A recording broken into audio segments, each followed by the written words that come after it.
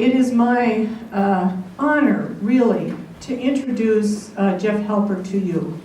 Jeff is a Minnesotan, born in Hibbing. He received his undergraduate degree at Macalester and his graduate degree at UW-Milwaukee. In 1973, he went to Israel, and as is the policy, Jewish brothers and sisters can obtain citizenship upon arrival in Israel. So he obtained his citizenship in Israel in 1973, did a number of things, some of them including teaching at Ben Gurion University, and he wants me to make sure that I also talk about his connection with the Quaker Friends.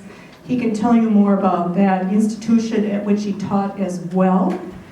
And in about, what? 97. Israeli Committee Against House Demolitions. And I have seen his work on the ground when I have visited Israel, Palestine. I really believe this is true. His group gives the best tours when one goes there to understand the situation on the ground in Israel, Palestine. So not only does he educate there, he travels the world. We had trouble getting a hold of this guy. Mary can tell you this. He was doing something in Italy, and I think he got to stop home in Jerusalem and then came here directly from Tel Aviv. So I hope you're not numb anymore, Jeff. We're running him around town, and so I hope he's fully awake, and if he is or not, he'll give us a fabulous presentation. So with that, please welcome Jeff Halper.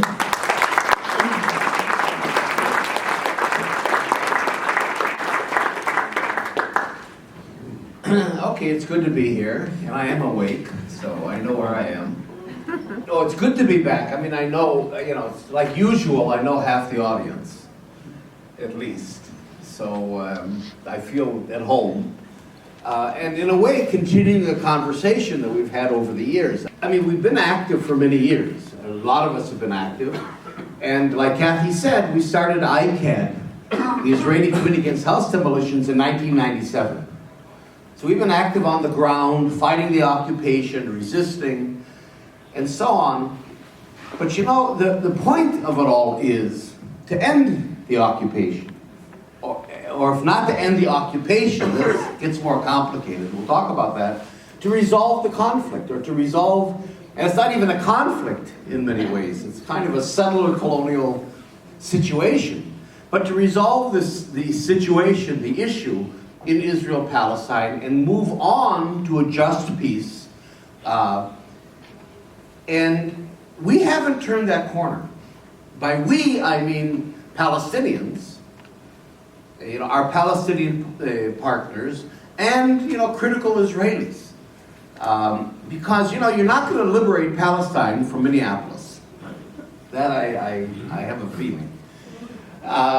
So in a sense, you need direction, first of all, from Palestinians.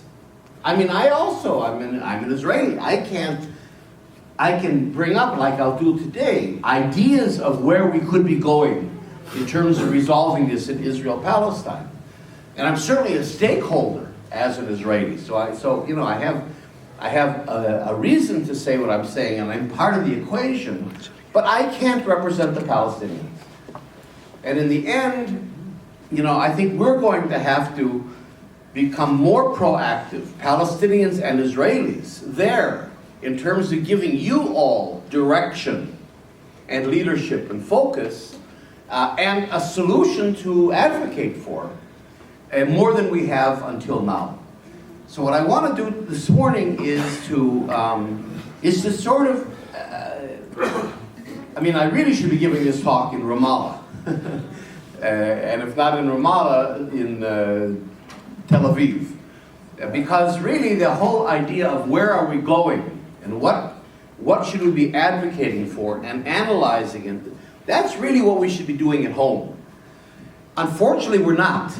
And I'm working with some other people to try to deal with that. But I do want to share with you. So look at it this way. I'm sort of sharing with you my thoughts about where we could be going planting some seeds and kind of, we have to begin to think forward. This has been the most documented, researched, written about occupation or conflict in history. I mean, some of you that have been to Jerusalem know the Educational Bookshop. It's a wonderful bookshop on Salahuddin Street, which is 2 stories filled from floor to ceiling with books and films and reports about Palestine and so on. I don't think there's anything that isn't known. And where we have to begin to go now is beyond that and beyond protest to actually resolving this whole thing. And that's where I'm trying to lead the movement. So the question, where are we headed in Israel-Palestine, is really, I think, the question of the hour. But I do have a new book, called War Against the People. Because this isn't simply a local conflict. In other words, it's great that you're in solidarity with the Palestinians and Israelis that are for just peace and so on. But this is much more than a local Israeli-Palestinian spat. First of all, it's a conflict that's global. I mean, it certainly disrupts the entire international system, certainly the wider Middle East. And in that sense, it impacts on your lives as well. But beyond that, what I try to write about in this new book, War Against the People, is that in fact, Israel is exporting the weaponry, the tactics, the concepts of the new form of warfare today, which is counterinsurgency, or policing, the militarized policing that you have here. The Minneapolis police being trained by Israel. You know, we knew the Ferguson police were trained in Israel. So that part of what I'm trying to also convey is that the occupation is here. This isn't simply a faraway conflict of other people, and it's great, you know, with human rights and politics and so on, to be in solidarity with the Palestinians. But in fact, the occupation is here. And the Twin Cities or Minnesota are complicit in it in terms of the weaponry and the tactics and the training that are developed here together with Israel. And in fact, that Israel is exporting the occupation into the United States and other places. And even more than that, I'll talk about that. I'm trying to kind of put together 2 presentations. Beyond that, what I want to say afterwards is that Israel is also, there's a whole bigger thing, that Israel is exporting not only weaponry and tactics and surveillance systems and security systems and so on, but an entire concept of what a state should be, you know, in an age of terrorism, let's say. You know, the security state. Israel has a concept and a model of a security state that trumps, if we can use that term these days, that trumps democratic processes, civil liberties, due process, where security becomes the absolute value, the absolute preoccupation, and everything else is subsumed to that. And it has very, very attentive ears in the United States, with Hillary Clinton at the lead, actually. Adore. And also in Europe and other parts of the world. So in a sense, there's a concept even of moving towards a security state that Israel is really in the lead of developing, and probably has the most developed security state that there is, that should also be on our radar. So in other words, I'm trying to go from the local, which is also important, and of course that's of concern to us as well, but to follow the threads out to what I call global Palestine. Amen. And in a sense, looking at Israel-Palestine as a microcosm of what's happening in the wider world, the global north over the global south, and to try to talk about how this is being globalized. So, okay. But, leaving time, hopefully, for discussion, conversation, arguments, and all of that.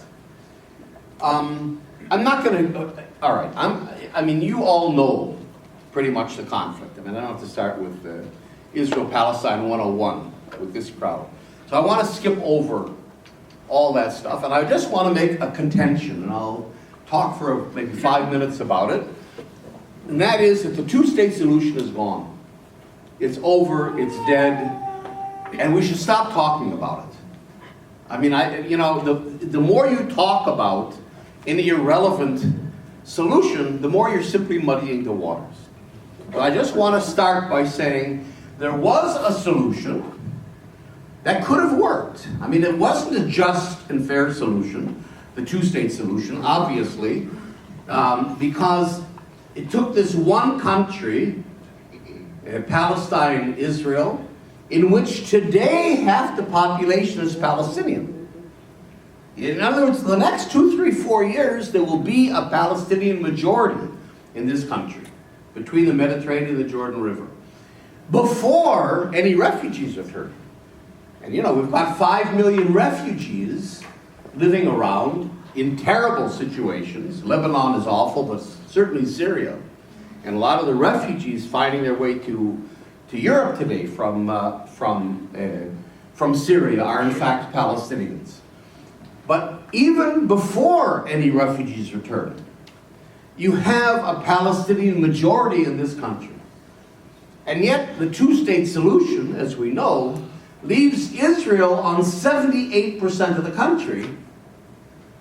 And if the Palestinians got every inch of the occupied territory for a state of their own, the West Bank, East Jerusalem, and Gaza, is only 22% of historic Palestine. So that's not a fair solution, it's not a just solution, but the Palestinians accepted it. Actually, back in 1988, but kind of officially with the Oslo peace process in 93, the PLO, when it represented all the Palestinians under Arafat, accepted the two-state solution. So what we say on the Israeli left is, look, we can't be more Palestinian than the Palestinians. And so we accepted the two-state solution. And we're working on it. That was our program for many years. But certainly, over the last 10 years, it's become clear that the two-state solution is gone. Israel never, ever, ever had the intent of allowing a Palestinian state to emerge, even a small little mini-state like this. And you see it in the Oslo process, and I'm not going to get into all of that. But what Israel claims the entire country, of course, for religious, national security reasons, and can't allow a Palestinian state to emerge. But beyond that, what I'm arguing in my new book is also that Israel has a stake in keeping this because it's a laboratory. It's a laboratory of 4.5 million people that you can basically do anything you want to with, and developing security systems through borders or 600 checkpoints where you have millions of Palestinians passing all the time, weapon systems, tactics of counterinsurgency that Israel's been fighting for 100 years on the Palestinians, and so on. It's a valuable resource for Israel because it allows it to develop those exports that play into what I call a security politics. So that there's a lot of reasons, and I'm not going to get into why Israel will never allow a two-state solution to emerge. And just to be super sure, Israel has laid over, and you've heard me talk about this before, has laid over the occupied territory what I call a matrix of control. In other words, facts on the ground that are so massive and so permanent that they basically eliminate any possibility of any coherent Palestinian state from emerging. Israel has fragmented the territory so that 95% of the Palestinians today in the West Bank live in these little islands of areas A and B under Palestinian Authority control, but it's only on paper. Israel, invades at will. areas A and B. And Gaza, of course, which remains a cage.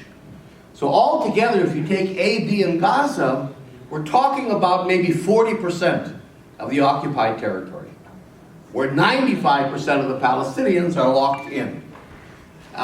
So that we can say that today, the Palestinians are locked into 40% of 22% of their country. And that fragmented into, of course, dozens of little islands. There's about 70 islands of areas A and B. So it isn't like a 40% block. It's 40%, but in all kinds of truncated little islands, all surrounded by Area C, the grayish areas in which the settlements are. The 62% of the West Bank, under full Israeli control, you see, that surround all the little islands, and you can see how tiny some of them are, of A and B, and where the blue blotches are, these are the settlements. About 200 settlements, 600,000 Israelis living in the occupied territory. Now, can you imagine Hillary Clinton and the American Congress demanding that those 600,000 people are removed and moved back into Israel proper? I don't think it's going to happen. So that the settlements, and of course the pink areas here are what we call settlement blocks. So the discrete settlements, and the word settlement is a bad word because it minimizes the reality. A settlement sounds like a couple shacks on a hillside. In fact, we're talking about satellite cities. Ma'ale Adumim is about 50,000 people. Upper Modi'in, as it's called, is about 80,000 people. Pisgat Ze'ev, Neve Yaakov in northern Jerusalem is 120,000 people. We're talking about large satellite cities, urban areas, that are now in these settlement blocks, you see, are being consolidated. So the discrete settlements are being put together into larger urban areas, all facilitated by a whole matrix of highways. 28 major highways that completely incorporate the West Bank into Israel. In fact, the two-state solution, is based on a north-south axis. You have Israel, and alongside of it, a Palestinian state. So in order to eliminate that completely, Israel over the years has built east-west. You see, a greater Jerusalem that links up to Modi'in. This is actually the second largest city. A whole megalopolis is developing like this. And of course this way as well, through Ariel into the Jordan Valley, so that basically it breaks that north-south axis, and there is no more coherent Palestinian territory that could ever be detached. So that the whole country has been reconfigured, and I would argue, and it's problematic to argue this, I know, but I'm starting to argue that there is no more occupation.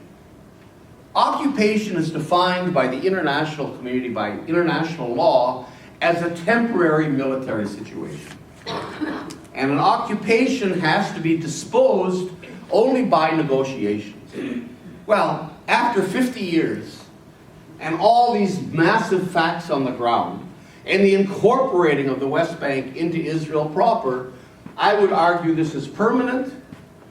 In fact, Israel has transformed the West Bank into Judea and Samaria. The biblical term that Israel uses, and there is no more West Bank. There certainly is no more East Jerusalem. That was annexed by Israel 50 years ago. There are more Israelis living in East Jerusalem than there are Palestinians. And so I think we have to go beyond the words occupation and to say there is no more occupation. That in fact, we're talking about one state. And I'll talk about that in a second. So that there's a concept that's very important, I think, that we use. We don't use it often. Partly because it doesn't have a legal reference, like apartheid or occupation. And that's the term Judaization. That's an official, one reason why people don't use it is it sounds vaguely anti-Semitic. If you're not Jewish, you start talking about Judaization, But in fact, it's an official term that's used by the Israeli government. They say in their policy statements and plans, we are Judaizing Jerusalem. We are Judaizing the Galilee. Judaization is a policy of the last century of Judaizing Palestine, meaning to transform Palestine into the land of Israel. And I would argue that the Judaization process of the last 50 years, focused on the West Bank, has succeeded. It's over. The West Bank has been Judaized and is today Judea and Samaria with these little Palestinian islands in it, and that today the process is complete, and in fact, there is one country today. And in case you still didn't get the message, in case you're J Street and you're still hanging on to the two-state solution, and there are Palestinians that are hanging on to the two-state solution for different reasons as well. Israel built a wall. All right, what do we have to do to convince you that it's not going to happen? Can we do anything more? We built a wall that, as you know, is 5 times longer than the Berlin Wall, more than twice as high. If you've ever been to Checkpoint Charlie in Berlin, you know the Berlin Wall was about 12 feet high. When you look at it, it's a little disappointing, kind of. You know, the Israeli wall is 26 feet high. And the Berlin Wall was linear. So, you know, there were 2 sides to the wall. This wall, of course, imprisons. It creates cells, larger cells or smaller, tiny cells in which all the Palestinians are imprisoned. It's not a wall. It's not a wall in the sense of the Berlin Wall, a wall. It's a wall in the sense of a prison that encompasses and encloses and imprisons a population. And it's also a very clear indication in concrete of how Israel sees the borders of the country. So that it's clear that you see, you have the line of the wall this way, so that the wider Jordan Valley will all be incorporated into Israel. And here's a settlement block here and here. And it goes around this way, of course, and the wall both imprisons the Palestinians, but at the same time it annexes and incorporates these large settlements like Ariel here into Israel itself, and Greater Jerusalem, and so on. So that basically the Israeli concept is cantons. This is a term that Sharon used to use. A Palestinian canton in the north, a canton in the center, a canton in the south, and Gaza. This adds up to apartheid. It adds up to apartheid. But I would argue that it's worse than apartheid. And many South Africans, including Desmond Tutu and Ronnie Castril and others, argue that as well.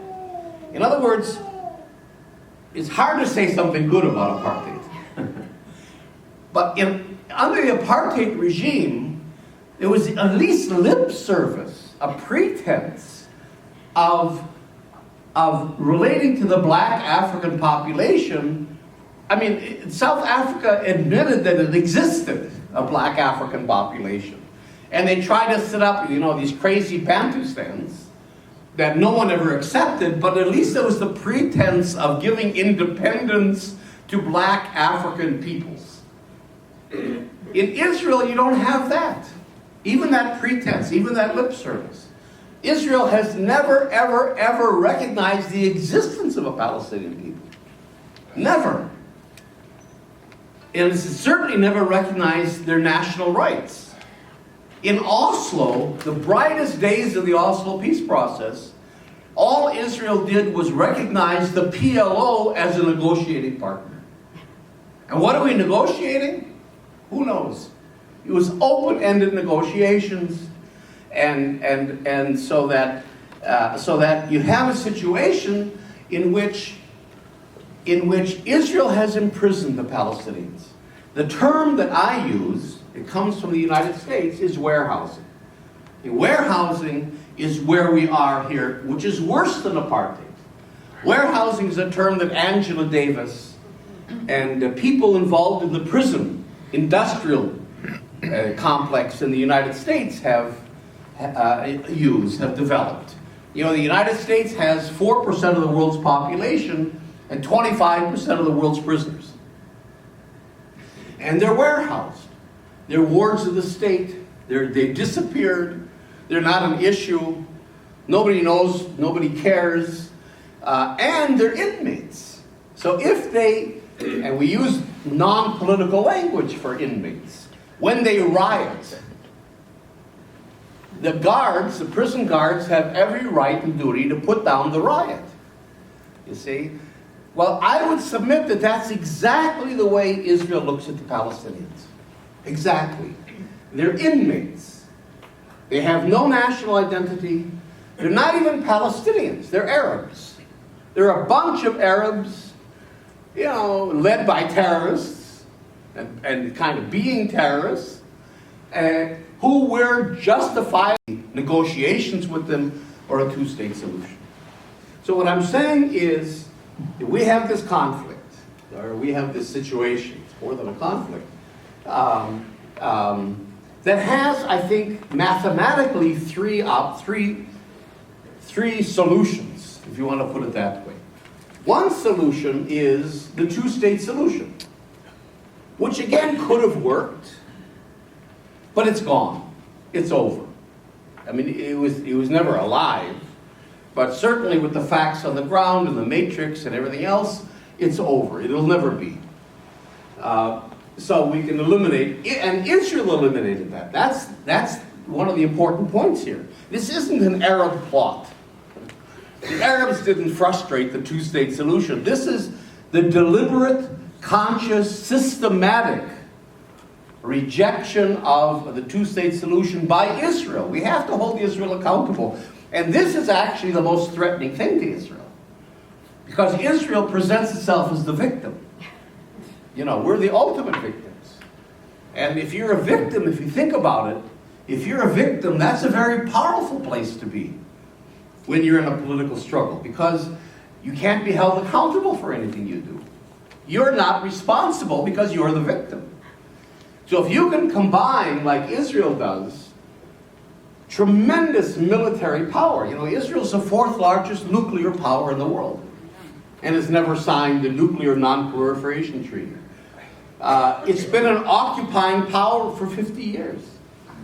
You combine unlimited political and military power with the fact that you have no responsibility. You're the victim. So I'm the powerful oppressor, but I'm also the victim. It means you're home free. You can't be, and of course that means then that we blame the victims. I mean, Edward Said called the Palestinians the victims of the victims. You see, and you end up blaming the Palestinians for all of this. And what's most threatening to Israel is when we say Israel is accountable for this. Israel has done this. And what Israel has done is eliminate the two-state solution. Okay. So option one is gone. What's option two? Option two is apartheid, or warehousing, actually. Warehousing. Imprisonment. This is where we are today. The Palestinians have been imprisoned, and Israel de facto, soon I think to be de jure, has expanded from 78% to 85% of the country. And the Palestinians have been locked into these prison cells. And Israel believes that it's won. It's over. The conflict is over. We win. The international community can live with this. Certainly Hillary Clinton can live with this. Not to mention Obama and Bush and everybody else. And we're home free. In other words, there is on the horizon absolutely no hint of sanctions against Israel for anything. You know, every time it establishes a new settlement, the State Department says that's unhelpful. And that's about as bad as it gets. So Israel knows that as long as it has two actors in its pocket, it can do anything. One of the actors, of course, is the American Congress. Not the president, not the government, but the Congress. And both parties are pretty much are in Israel's pocket, not pretty much. You don't know, because you don't get news in this country. But at the height of the last assault on Gaza in 2014, at the beginning of August, at the height of this assault, where $2 billion of infrastructural damage was done in a place that nobody even knew had $2 billion left of infrastructure. 18,000 homes demolished, 2,000 people killed, 85% of whom were civilians. At the height of this assault of a major Western army using American weapons, F-35s, F-16s, all kinds of American missiles and so on. An assault on Gaza. At the height of this assault, the Senate passed a resolution supporting Israel. Okay, well, that's not surprising. It would have been shocking if it had been the other way. What's shocking is the vote. You know what the vote was? 100 to nothing. 100 to nothing. 100 American senators signed this resolution to Obama supporting Israel at the height of the Gaza assault. So we're including Bernie Sanders and Elizabeth Warren and your Al Franken, and take the most liberal senators you could think of. You know, when the United States went into World War II, declaring war on Japan, it wasn't unanimous in the Congress. This was unanimous. So that Israel looks at that and says, hey, what do we have to worry about? From that, all right, let's say 3 senators, let's say Bernie Sanders, Elizabeth Warren, and Al Franken decide that they're going to support the Palestinians, which isn't going to happen. Okay, so we're left with 97. We can live with that. In other words, it has Congress that completely restrains the president, but at the same time, Israel has Germany in the EU. So Germany keeps the EU in line. As long as you have just those 2 players, you're home free. Israel believes it can sustain warehousing in a way that South Africa couldn't. So this is option 2. This is where we are, and this is where Israel wants to stay. Now, I would assume, I think it's an easy assumption, that that's not acceptable to us, which leaves option 3. The problem is, we're not articulating option 3. If you ask us, well, what do you want? We don't have an answer. Option 3 for me is this, and that's what I want to talk about for just a couple minutes. And the framing is important, because we've got to hold Israel accountable. But this is an alternative that Israel has forced on us. And that is this, if the electric current cooperates. We say to Israel, okay, you, Israel, you eliminated the 2-state solution. You created one state. There is today one state in Israel-Palestine. Palestine-Israel. There's one state. In other words, you can't get to anywhere in this country without going through Israeli borders, or at least here in Rafah, Israeli security people. You can't get into the country without going through Israeli security. Obviously, there's only one government.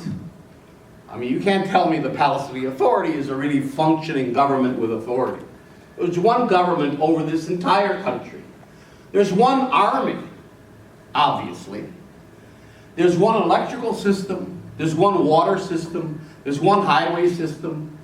There's one currency. Whether you're in Gaza or Hebron or Tel Aviv, you're using the shekel, which is regulated by the Bank of Israel. So by any measure, this already is one country. Okay, So what we have to say to Israel, I think, is, fine, we accept that. You've turned this into one country, one state, we go with that, we agree. But it cannot be an apartheid warehoused country, of course. So it seems to me, at least, that the way forward is crystal clear. And that is, how do we transform the one apartheid state that Israel has created into a democratic state of equal rights for all its citizens? That seems to be the only way that Israel has left us, but the only just solution. Now, that shouldn't be such a hard sell in the United States. Oh, democracy. Why didn't we think of that? You know, you've got your armies running around the world bringing freedom and democracy to peoples that don't really want them. You know? Well, here's the people, the Palestinian people, that are saying, hey, you know what? We'd like a little freedom and democracy. That wouldn't be so bad. And what are we saying? No. No, you're the exceptions. Everybody else has to have freedom and democracy or we'll go to war with you. But the Palestinian people that want some freedom and democracy can't have it because we're for Israel, which means basically there is no Palestinian people, there are no Palestinian rights. So I think we have to break through that, and I think an American discourse would help, you know, putting this in an American framing, but also holding Israel accountable. To say this is where we are, and this solution is the only solution that's been left to us by Israel. And that, I think, puts Israel on the defensive. So that's what I would talk about with one proviso. And here it gets, naturally, there's got to be a complication, a catch to the whole thing. There's one proviso here that's more difficult. You know, if you talk about one democratic state, most Palestinians would agree to that. I mean, that's been the Palestinian project forever, really. And many Israelis on the left would agree to that. But the problem with it is that just that formulation alone ignores the national elements here. This is not Kansas, where we're just a bunch of voters. You know, there are two national groups in this country, Palestinian Arabs and Israeli Jews. Now, whether there should be or shouldn't be is another question. That we have to bracket. The political reality is there are two groups, and we can't ignore that. And so what I'm advocating is one democratic state that's a binational, in which it's accepted and acknowledged and built into the system that this is a country of two national groups, and they each have rights of self-determination. To have their identities, to have their institutions, their languages, and so on. And there's precedence for this. Canada is one. Canada is a binational state, in a sense, national in a wider sense of Anglophiles and Francophiles. And Quebec has an empowered parliament, and the French language, and you might even say it's a triple national if you bring in the First Nations into the Canadian equation. Britain is a country that has four nations in it. The English, the Scots, the Northern Irish, and the Welsh.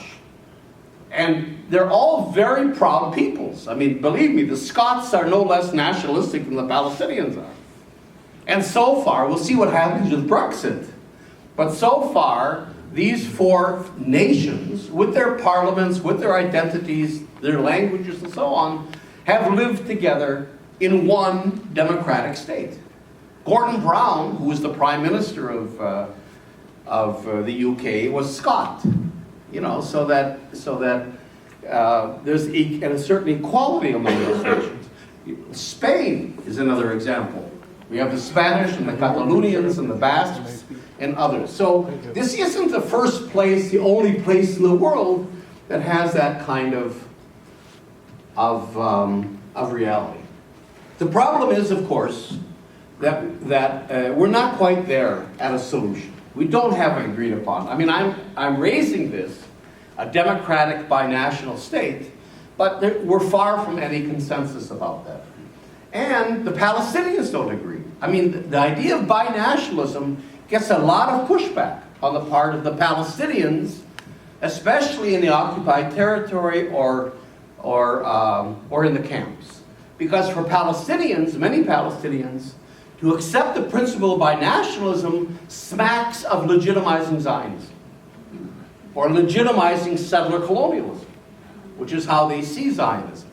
So they're not there yet. So, you know, I'm trying to raise these issues and raise this discussion, but I certainly can't say, okay, this is where we're going, because we're far from an agreement. So before then we jump to a solution, I'm saying, why don't we sit down, Israelis and Palestinians, that we're not doing, actually, but we should, pretty urgently, sit down and work out, okay, what are the elements that have to go into any just peace? Let's leave aside 1 state, 2 states, 10 states. What elements have to be included in any peace? And at least we would identify what we agree on and what we disagree on. And these are the elements that I've come up with, at least, you know, just to start the discussion. 2, I mean, they're pretty self-explanatory. I'll just mention 2 quickly. The first one is the hard one. Finding a balance between individual rights isn't the problem, the collective rights. Getting the Palestinians to acknowledge the existence of an Israeli national identity within the country. And of course the other way around as well. Getting Israelis to acknowledge a Palestinian presence, a Palestinian national identity. But I think this is, and I'll talk about this in a second, this is one. The other one, of course, is the refugee issue. That's absolute. I mean, I don't have to persuade anybody here, but the right of return is absolute. You'll never get anywhere, unless refugees have the right of return. They can choose, of course. If they don't want to return, there'll be financial compensation, they can be resettled. But those who want to return, return. And not only return, but there also has to be a symbolic healing process. You know, like the Truth and Reconciliation Commission in South Africa. In other words, the Palestinians will not return. And this issue will not be resolved unless Israel acknowledges what it did in 1948, and Israel also recognizes the right of return. This isn't a humanitarian gesture. We're letting Palestinians come back because we're nice people. But that there's a right to return, Palestinians have the choice to return or not, and that Israel acknowledges what it did. If those are the symbolic kind of pieces of it that are no less important than the actual return. And then the return would mean, I'm not going to get into details, but it would mean, of course, negotiating a land redistribution. You know, Israel's taken most of the country. Financial compensations, resettlement issues, integrate. I mean, there's a lot of things to talk about, but I think this is an absolute. And then the other things are pretty. So let me just show you one thing that's kind of cute. Because I've really been trying, I'm really trying to kind of elaborate these ideas. Because the more concrete we can be, the more we can really have substance to our discussions. This is how I would see a binational democratic state, just to share it in 2 minutes. First of all, it would be a consociational democracy. If anything, you came out with a new word. You know, in your cocktail parties, you could talk about consociation.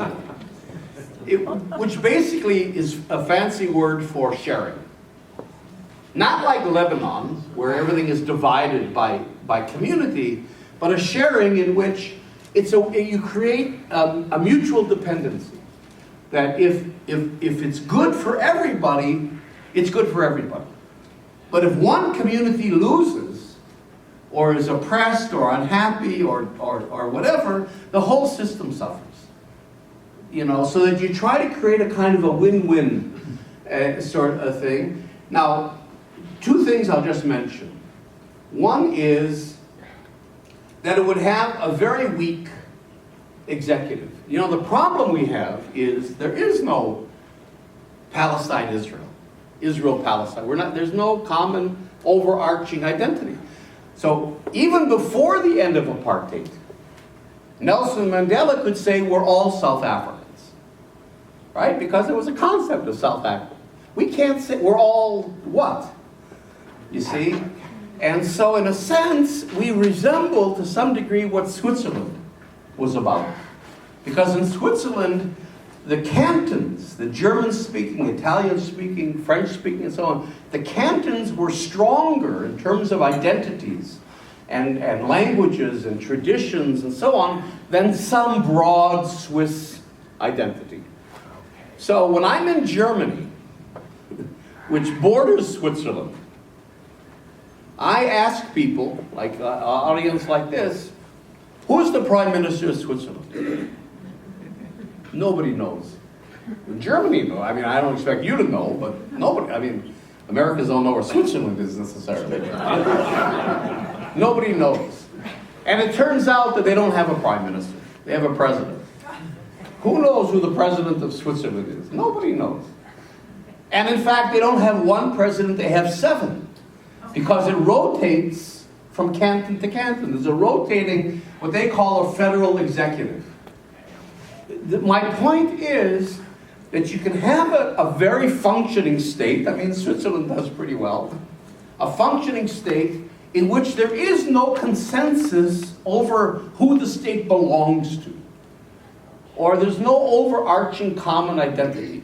But that you can take these specific identities and there's ways of putting them together. So I'm talking about something like a rotating technocratic executive rather than a prime minister or something like that could rotate between Palestinians, Israelis, and then I'll talk about that in a second.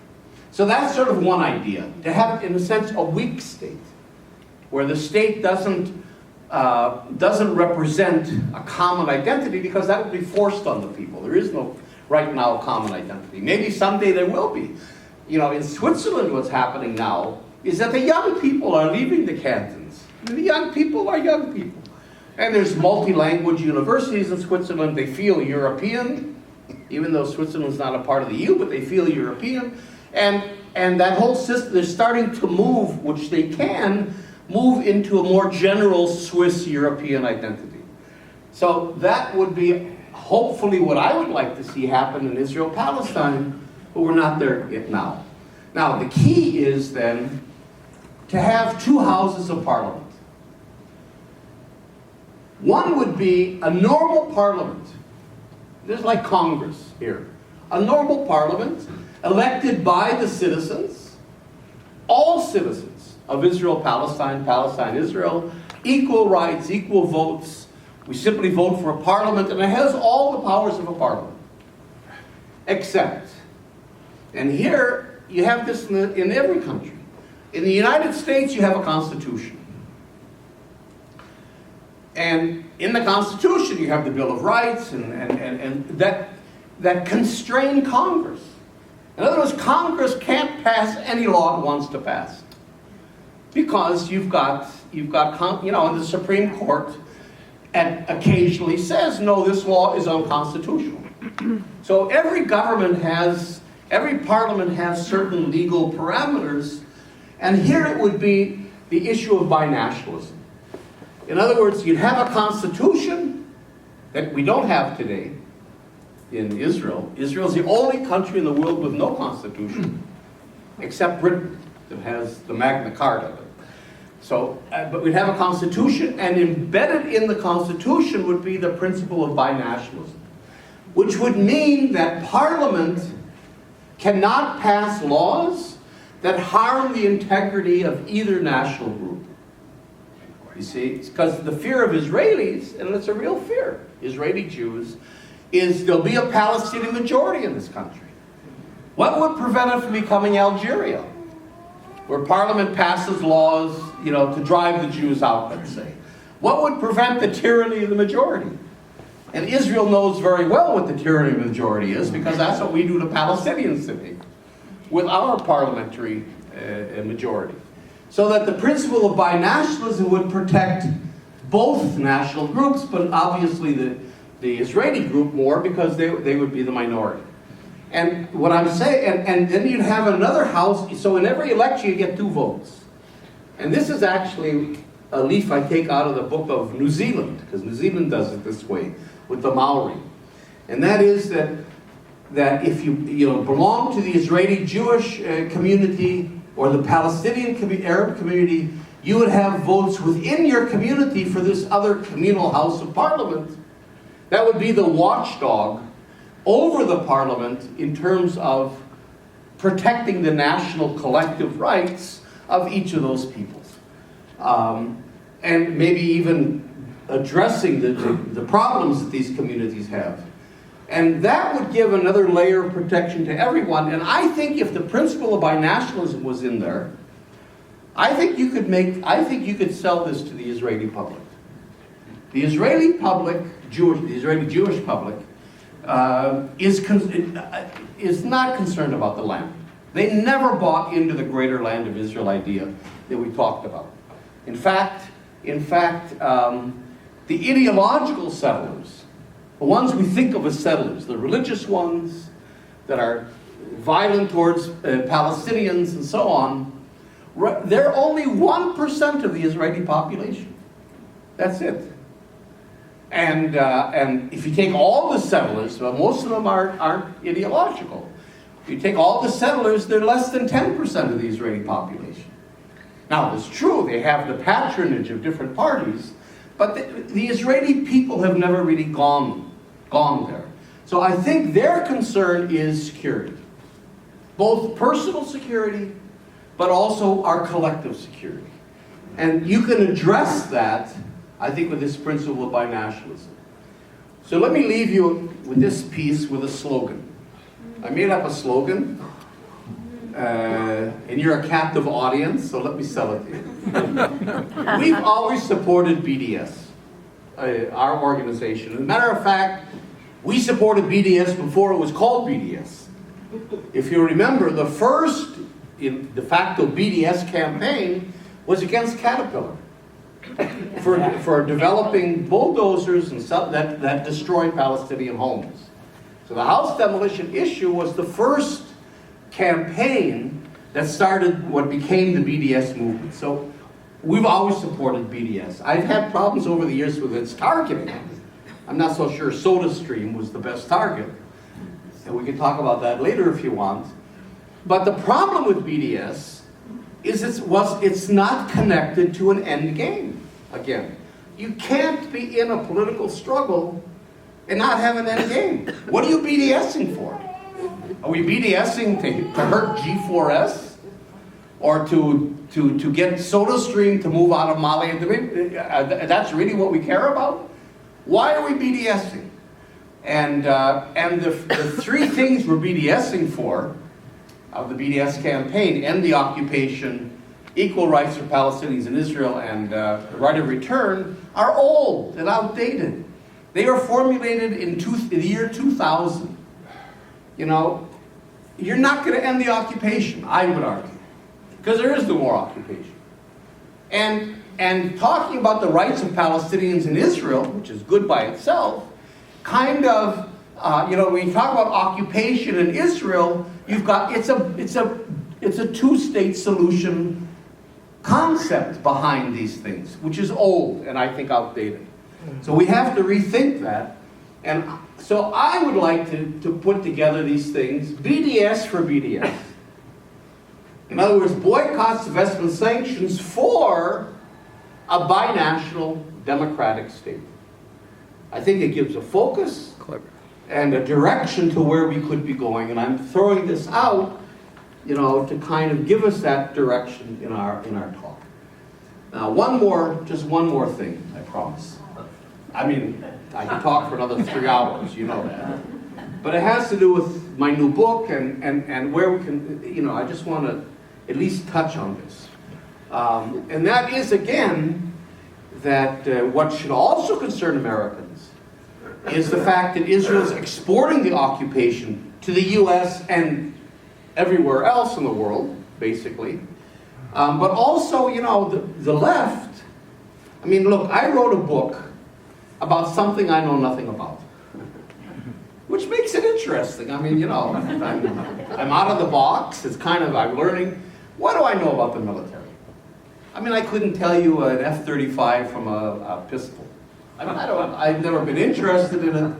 Police, less so. But, you know, I started to trace the threads. And I was asking myself, first of all, how does Israel get away with this? Yeah. Is one question. The other question is, why didn't Israel accept the two-state solution? What's going on here? Why is it insisting on holding on to Tulkarm and Gaza?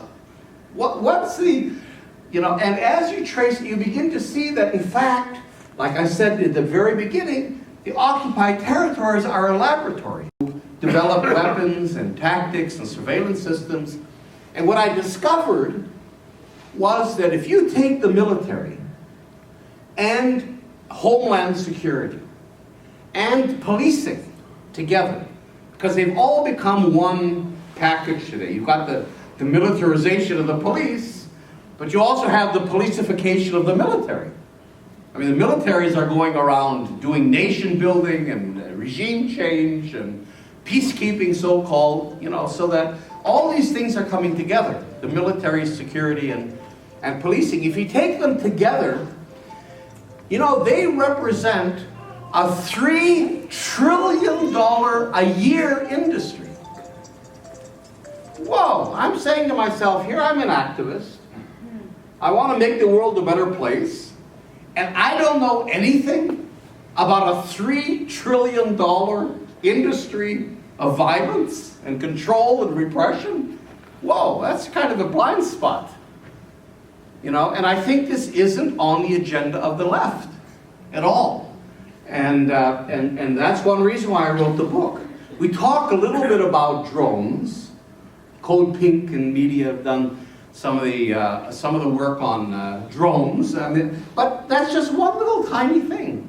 The whole issue of the military and security and policing is not really on the agenda of the left, partly because we, and I put myself at the head of the line, don't know anything about it. And so I wrote this book following Israel as this vehicle for kind of getting into this. And you can see the, you know, this is what I call security politics. You know, if you look at normal international relations, you know, we talk about international relations and countries have national interests, and that's how we try to look at the world as a group of countries, everybody pursuing their interests, and then you have allies and you have enemies, and wars are fighting between armies on battlefields. That's not the way the world works anymore. The world is, it's a transnational world in which I put this also within the framework of capitalism. Capitalism we can't ignore. The capitalist system's in crisis, especially neoliberalism, tremendous income disparities, the vast majority of humanity is being excluded and marginalized and impoverished, including our own kids, if you look at the Occupy movement. And in this repression era of capitalism, you know, the capitalism has always worked on consensus. Ronald McDonald and Hollywood and our toys, and we were all part of that. But today, as more and more people are impoverished, downwardly mobile, excluded, you know, 80% of the people of this world live on less than $10 a day. 80% of the people. So in this situation, capitalism has got to be more and more repressive. And as it becomes repressive, this is the rise of what I call wars against the people. They're not wars of armies and governments. And in wars against the people, who is the most experienced, if not Israel? You know, you have the Pentagon. Well, the Pentagon is still fighting wars against the Soviet Union. The F-35, this trillion-dollar airplane, is an irrelevant weapon. Are you going to go fight the Taliban in Kabul with an F-35? You know, but the American economy is locked into these big, expensive, sexy weapons, and so when you're really fighting wars, you tend to go, including internal security wars, where many of us are terrorists or getting close to being terrorists in the views of the authorities, and so on. You go to, so that's the niche, the huge niche that Israel has. And what I'm suggesting, and I'll end on this, is that Israel, again, is developing not only the weapons and tactics that our police forces are using, not only our militaries, but also a concept of a security state, again, in which security trumps everything else. At any rate, it's a part of what I call globalizing Palestine. There's a lot more I could say about it, which I'm going to be compassionate and not. But at any rate, this is also a direction in which, you know, and part of why I'm doing this as well is because all our issues tend to be siloed. So people involved in Israel-Palestine are Israel-Palestine. You know, and when I go to speak, you know, people are saying to me, you can sell your book, you can talk about your book for a couple of minutes, but we're not interested. We want to hear Israel-Palestine. You know, and then people involved in climate change are into climate change, and that's what they want to hear.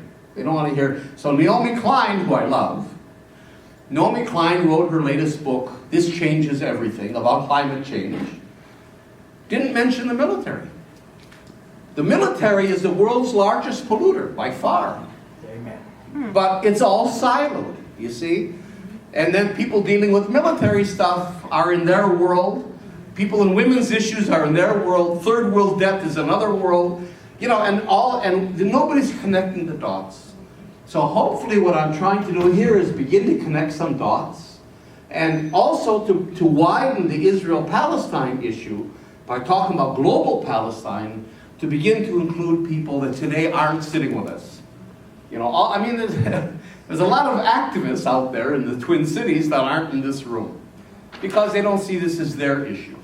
And we have to try to break that as much as we can. So I'll leave it at that, and we have time for arguments.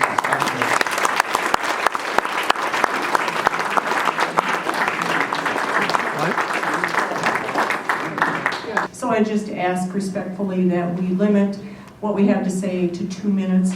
And I saw this lovely lady in the green with her hand up first, so I'm going to just hand it to her. I might kind of break your first rule already about a question, but I'll build in a question. And I want to just highlight this notion of what I'd call balkanization of issues.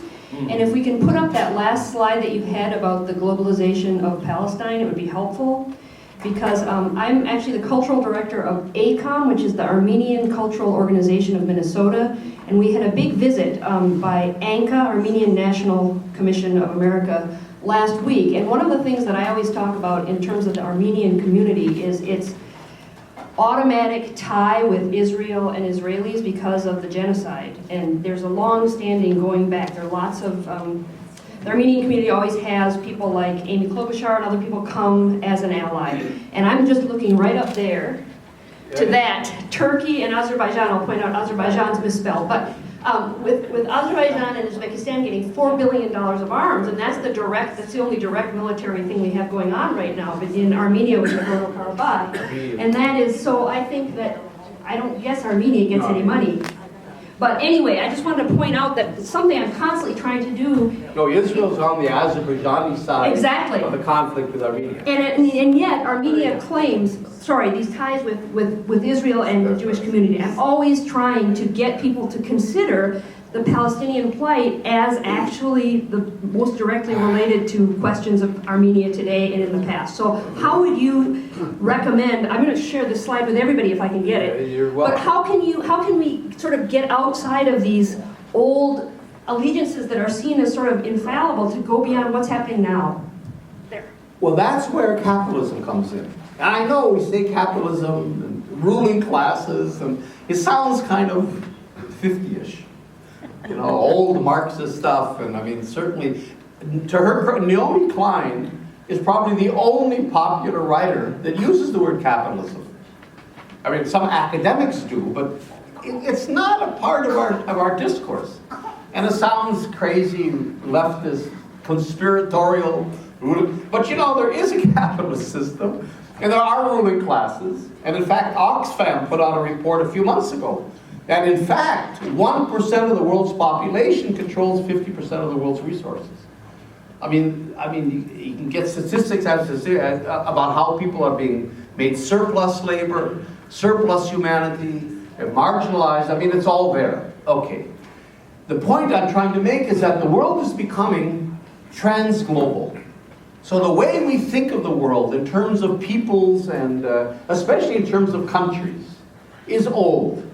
And the ruling classes, which is true, the ruling classes of the world tend to be concentrated on the North Atlantic, but you've got very, very important elite populations, the transnational elites in other countries. You know, one of the richest guys in the world is this guy Slim from Mexico. I mean, certainly China has a whole class of oligarchs. So does Russia. So that the ruling classes are over to a certain degree. The point I'm making is that they're loyal to the bottom line. They're loyal to their profits. They're transnational. They don't have allegiances anymore to a particular country. So when Trump gets out and rails about, well, I want to bring jobs back to America and all of that, I mean, it's his own, actually it's him too, because he's a super outsourcer. But this whole idea of outsourcing jobs and moving to the cheapest places and making profits, that's where the loyalties are. Not to, the GM doesn't have loyalties, as Michael Moore showed in his first film, Roger and Me. You know, GM isn't loyal to Flint, Michigan. GM is loyal to its stockholders. So we have to begin to look at, I mean, economically it's easier, but in other ways, look at the way the elites are beginning to work in a transnational way. And so the elites of Azerbaijan, why Azerbaijan? Well, Azerbaijan specifically is a jump-off place to Iran for Israel. So that's where Israel that's where Israel launches its satellites from, its spy satellites from Azerbaijan. But there's a lot of Azerbaijanis that live in Iran. And so Azerbaijan is a major military base. Israel has 2 military bases. It's not like the United States that has 174 countries with military bases. But Israel has 2, both in Muslim countries, which is interesting. One in Azerbaijan and one in Eritrea. So, you know, what's interesting here again is how the allegiances we think about, we talk about the Arab-Israeli war, or these allegiances are simply not true. Israel and Saudi Arabia have a love affair today because they're sharing common interests. Economic, against the Shiites and Iran, against an Arab Spring, and so on. Well, on the basis of countries and ideologies, you wouldn't expect that. You'd think these are 2 completely polarized countries that should be enemies in the old sense. But again, if we begin to shift and look at transnational, and especially with this capitalist thing, you begin to follow the money, and follow the power, and follow the arms that are probably a $3 trillion industry is one of the best threads to follow when you're looking at interests. And they're not national interests, but they're class interests. And today we're at a point where the countries, the elites of the political elites, are following the economic elites. The political elites make things easier. I mean, Boeing doesn't have an army. So the United States has an army, but it puts its army at the disposal of Boeing and the transnationals. So that's what I'm saying. We have to look, if we begin to adopt a more global analysis and it's more fluid, and we begin to look at these things, we begin to understand more how power is flowing through here, rather than doing it country and people by people and so on. Now, it seems to me that the transnational security state that Israel is trying to take to the rest of the world is based on fear. And fear in today's context is terrorism. We started thinking about terrorism a long time ago with the Israeli-Palestinian conflict, and now terrorism has become kind of worldwide since 9/11 and the launch of the war on terrorism. And Or what's called terrorism. what's called terrorism. And we've become a security state based on the events of 9/11. Now, when you look at 9/11, there is a very strong Zionist fingerprint on a lot of the things surrounding 9/11. And I'm wondering how you see the 9/11 situation and the war on terrorism that is rolled out from that fitting into this overall context of the transnational security state that you're talking about. Look, I don't really subscribe to the 9/11 Zionist Israel thing. I know there's pictures of Israelis dancing on a rooftop in Brooklyn, and there's this idea that 4,000 Jews didn't go to work that day at the World Trade Center, you know, as if they knew and Israel was tipping them off. We have to be careful, and this is something that I'm really aware of. We have to be careful to separate our analysis from conspiracy thinking. And, you know, it's hard because in the world we live in, the nutty conspiracies are just about as plausible as reality is. I mean, you look at the world of Trump and Cheney, I mean, you know, conspiracy is kind of mainstream. But we have to be really careful about that because conspiracy theory tends to be very neat, where everything falls into place, and it leads us to certain enemies. And what I'm trying to say here is the problem isn't this enemy or that enemy. Terrorism is a political tool in order to generate fear, in order to create a security state. You know, when you go to the airport, and they say, or you go to the train stop here, and so and the media, for example, that help form our language, like terrorism, and they channel it to a particular enemy. Zionism, the Masons, the Pope, you know, the Rothschilds, whoever the conspiracy is of today. So that it's very, in a sense, it's a tool, I think, to divert our attention from a real analysis of what's really going on. And of course, the word terrorism is a loaded term because it only applies to non-state actors. See, so the states are off the hook. There's a very interesting book by a guy named Rummel. Not that Rummel, an American Rummel, R-U-M-M-E-L, who was a professor in Hawaii, who wrote a book called Death by Government. And he has a website. You look it up. It's very interesting. He estimates that over the entire course of the 20th century, about 170,000 innocent people were killed by what we call terrorists, non-state actors, which is a lot of people. But he says between 170 and 360 million innocent people were killed by states. You see, over the course of the 20th century. So if you look at the death of innocent people, states are much more culpable. But states can't be called terrorists because the definition of a state is having a legitimate monopoly over the use of force. So Hitler can be a war criminal maybe, although we don't even say that. Hitler could be a dictator, he could be a terrible guy. You never call Hitler a terrorist. You see? And so the language then is designed to focus on and demonize the non-state actors and to deflect attention from the non-state actors don't have armies. You know, so here the Pentagon it's the same thing as Israel, the victim. So here the Pentagon's budget is $1 trillion a year. The Pentagon's budget. And yet the Pentagon is for freedom and democracy, and the Taliban that are running around in the white pickup trucks are the big enemies. So we have to be aware of how we're manipulated, and I think conspiracy theory is one of the ways in which we manipulate ourselves. So we have to be aware when we're looking at that critically. If I see somebody who says, well, these people are responsible for this, what's behind that? And is it true? And the reality is always much more complex than that kind of thing.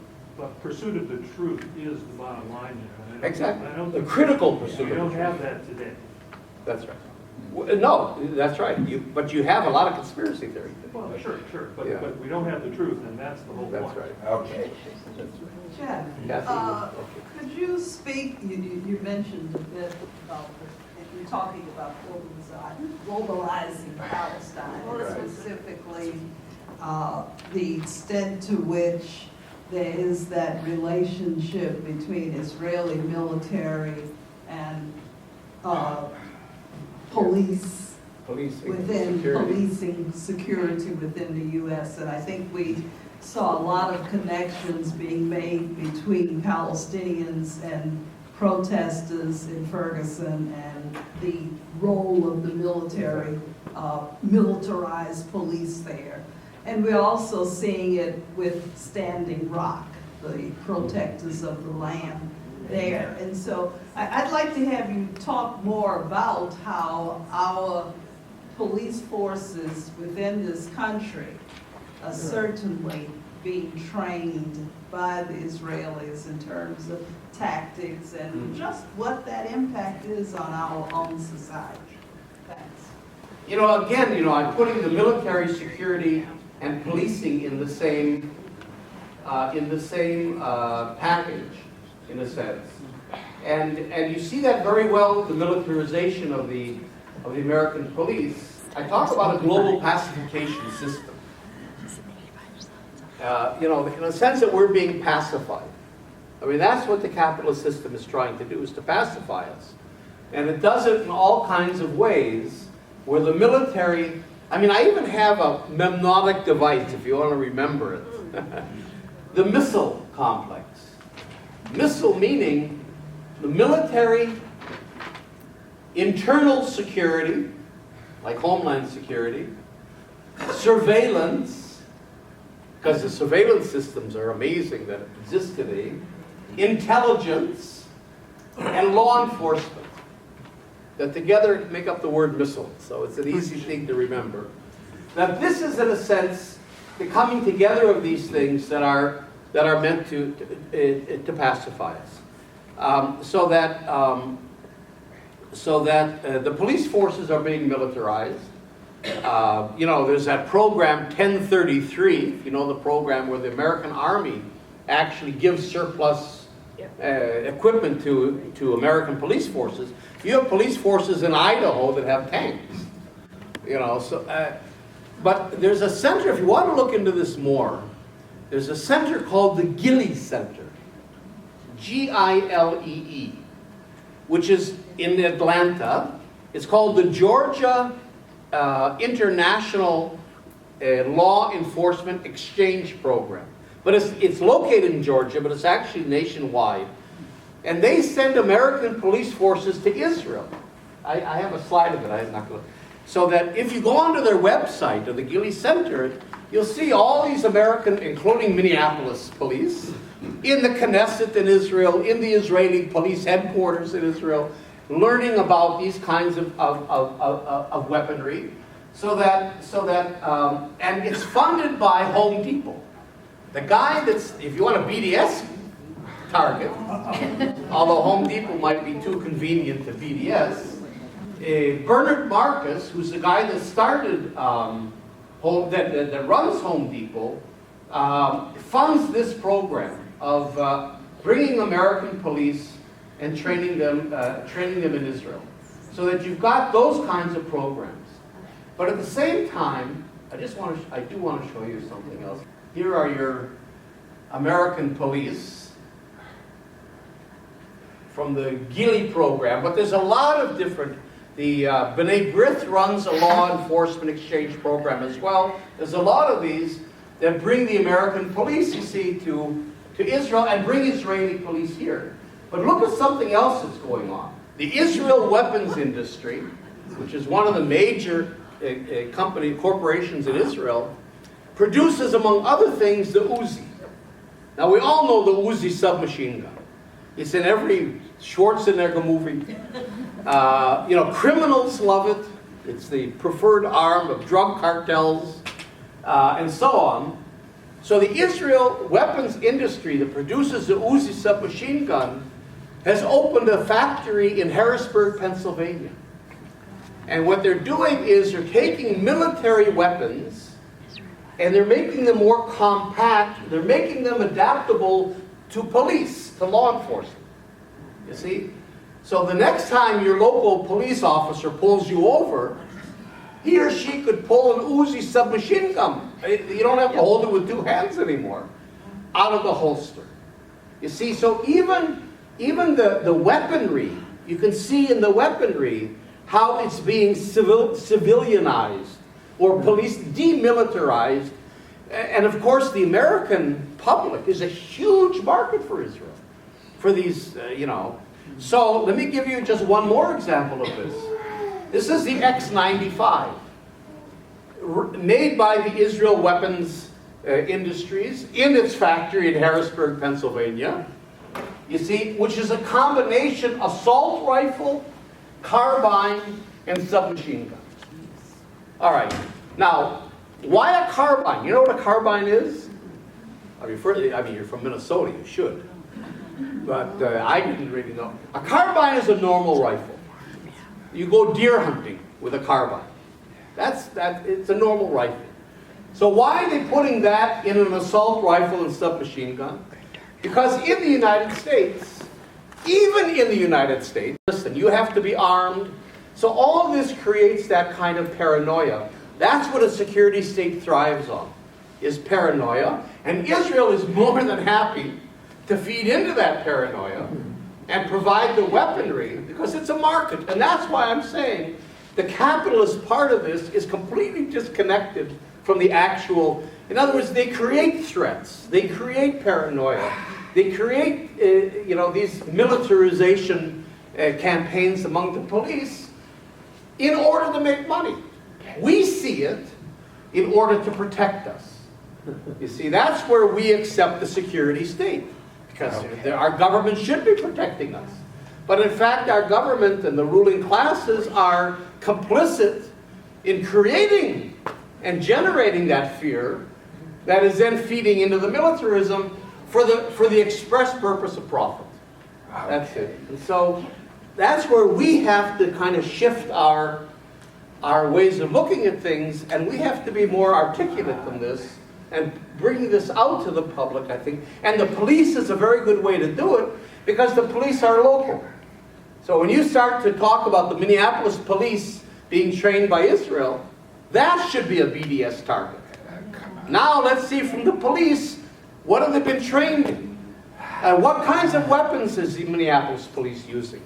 And begin at home to start to uncover this whole kind of a thing, and that would bring it home to people, and then connect it to the occupation and Israel. And that's what I mean, kind of by that's where BDS can be used to connect the dots, but bring it home and to say the occupation is here. Because let me just say one more thing quick. In Israel, we have a slogan that we're all Palestinians. And we mean that in the sense of solidarity with the Israeli left. I'm not saying all Israelis subscribe to that. Meaning that we're in solidarity with the Palestinians.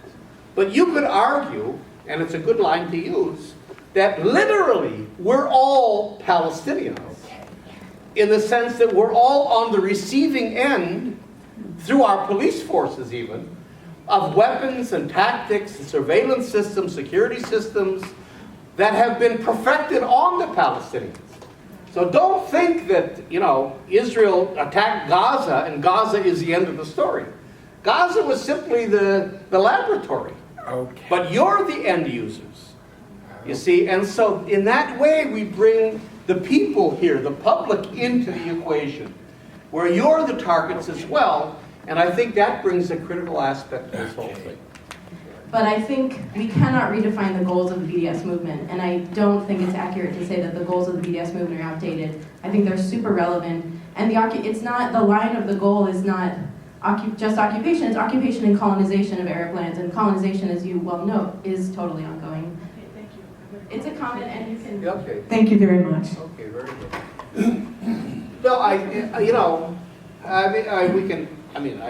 it's not that they're irrelevant, the goals of BDS, but I think they're too confining.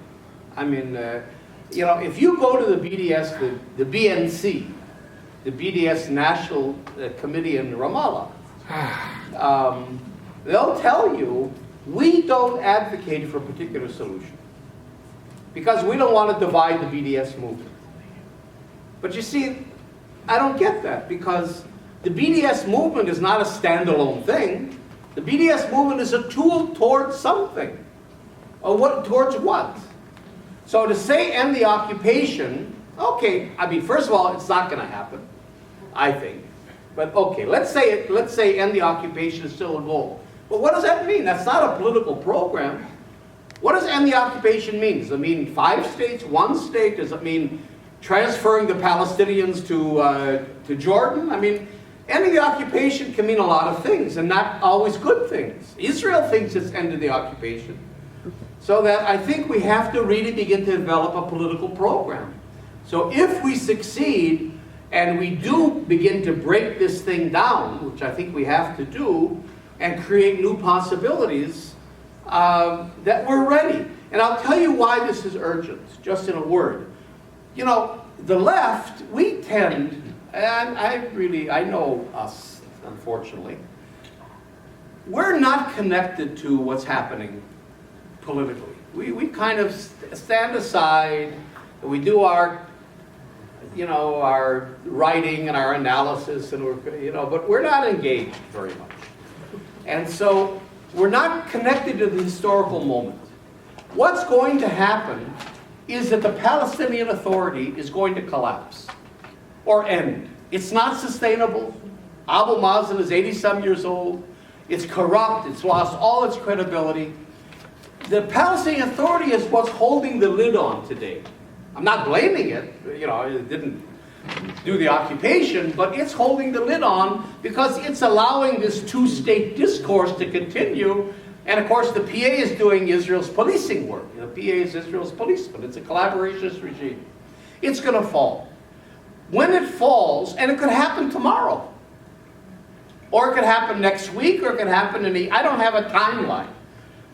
It could be that Israel will annex Area C, that it's on the cusp of, and that will precipitate the fall of the PA.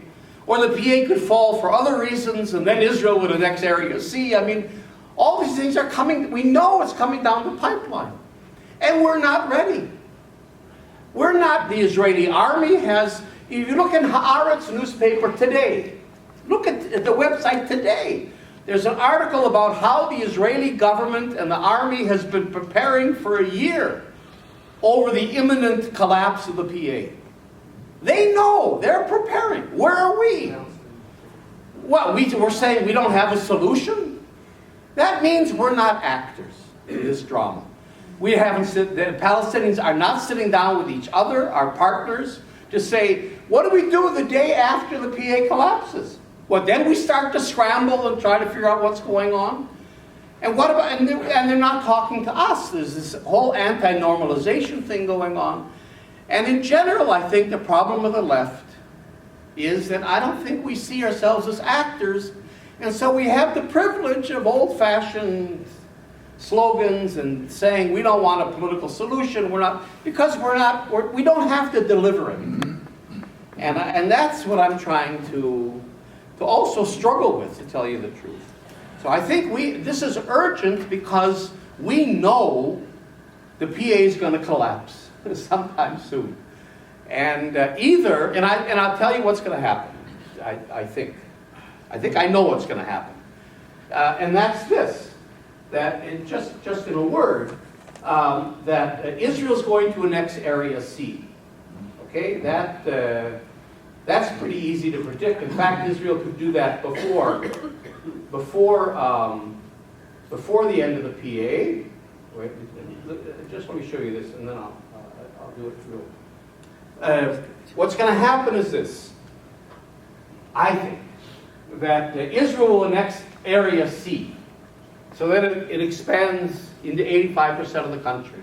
I don't know if it's at the level of negotiations yet, but certain feelers, and with Hamas is ready, I think, and I'm saying this on the basis of information I had. Hamas is ready to do a separate peace with Israel.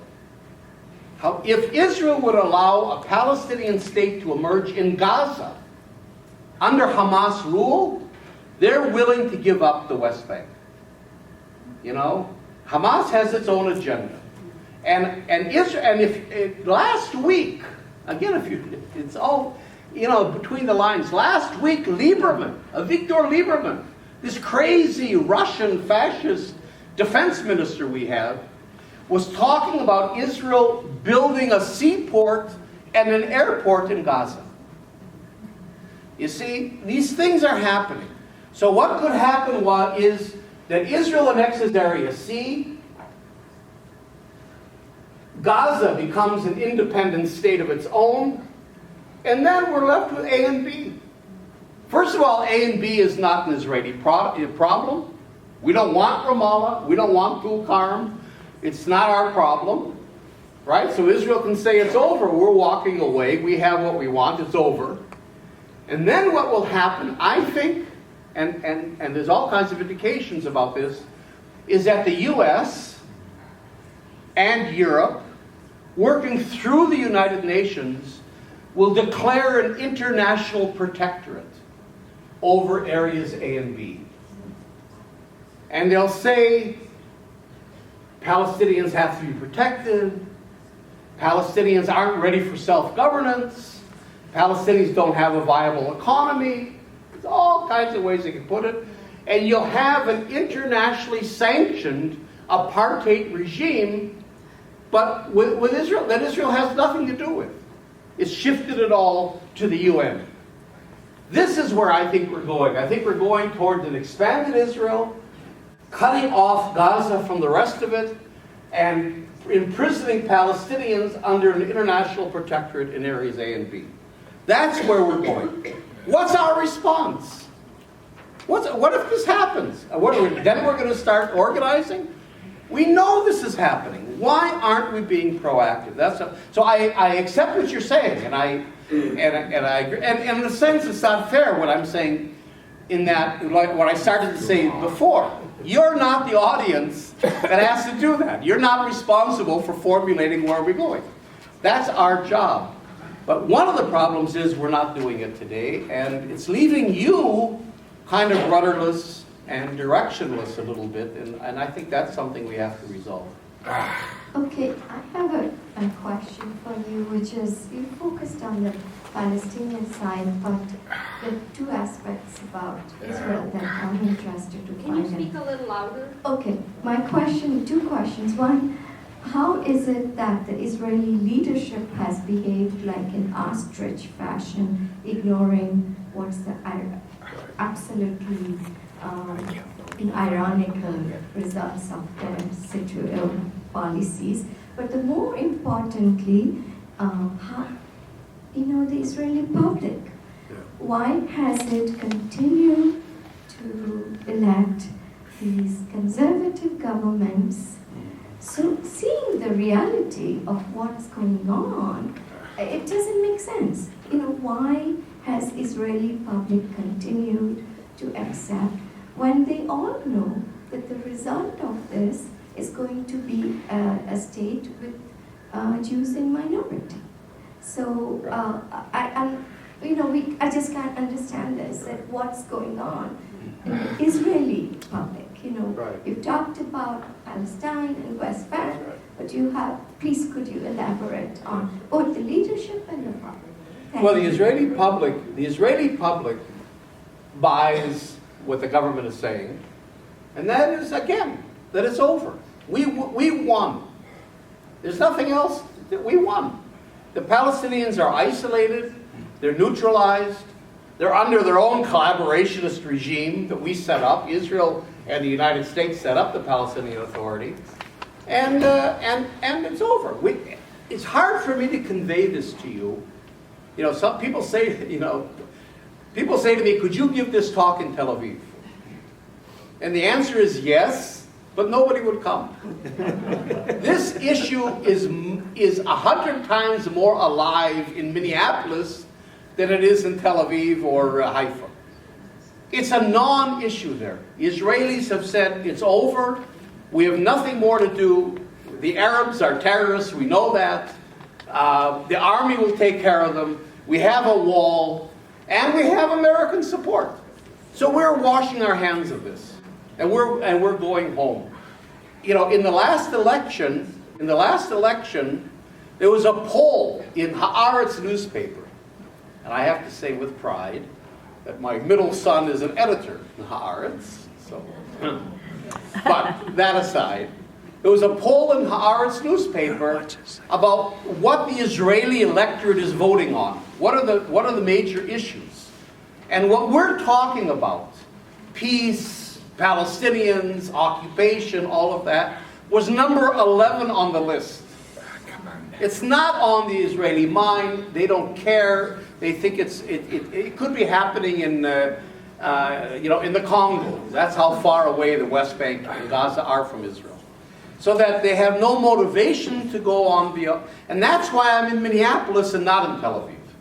Because our view is that there's nothing to do with the Israeli public. It isn't only that they're not against. I don't think, like I said before, I think you could convince the Israeli public to go to one binational democratic state. The problem is they just don't give a shit. They don't care. Because it's not an issue. It's like if I would ask you, did you hear about the terrible earthquake in Haiti? Of course, yes.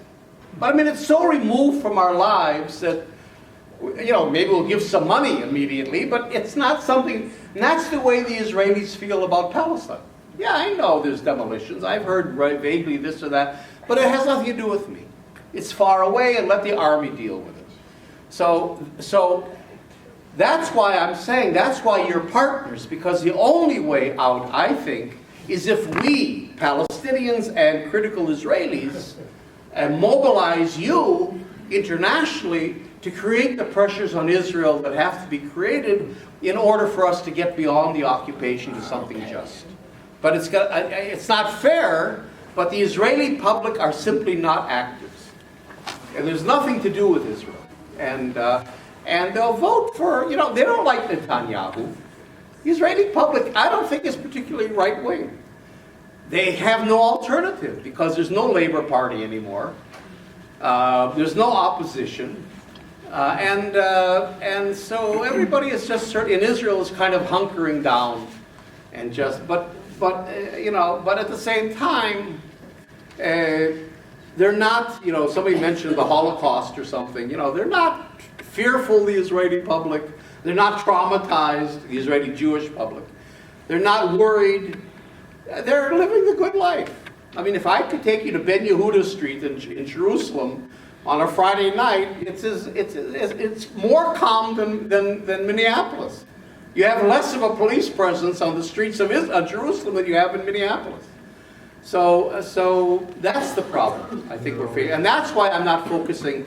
I know the Israelis are the problem. I'm not trying to obviously blame the Palestinians. But what I'm saying is, when you have an adversary like that, we have to be more strategic.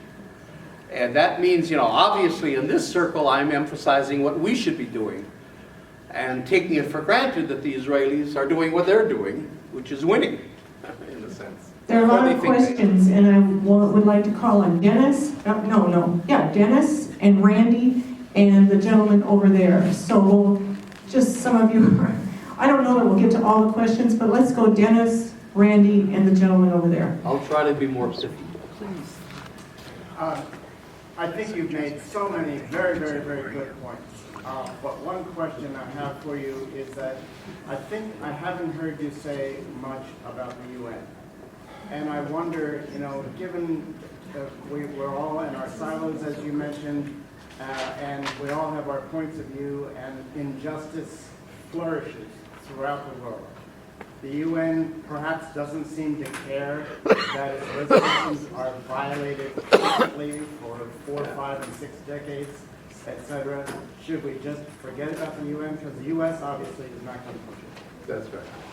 Well, I mean, the UN, you know, the problem with the UN, of course, is that it's not an independent agency. It's really dependent on the Security Council. So, you know, the General Assembly can make any resolution it wants to, but it has no authority. It's the Security Council that does, and there you have the American veto. So you remember, most of you, example, but in all kinds of, like you're saying, Israeli research is Israel is outside of the United States has more companies on NASDAQ than any other country in the world, more than Britain and France. And these are all obviously in the security. I mean, a lot of them are dual use stuff. You know, nanotechnology is also used for biomedicine. It's the same thing. The GPS where you found your way here today is also the guidance system for weapons, for missiles. So but this is really the Israeli contribution. You know, it's called the Startup Nation. There's even a book called Israel, the Startup Nation. And it's because these are all byproducts of the military. Is a bag of Minnesota gifts for Jeff, made or grown in Minnesota, so we want to thank him. And would you thank him, please?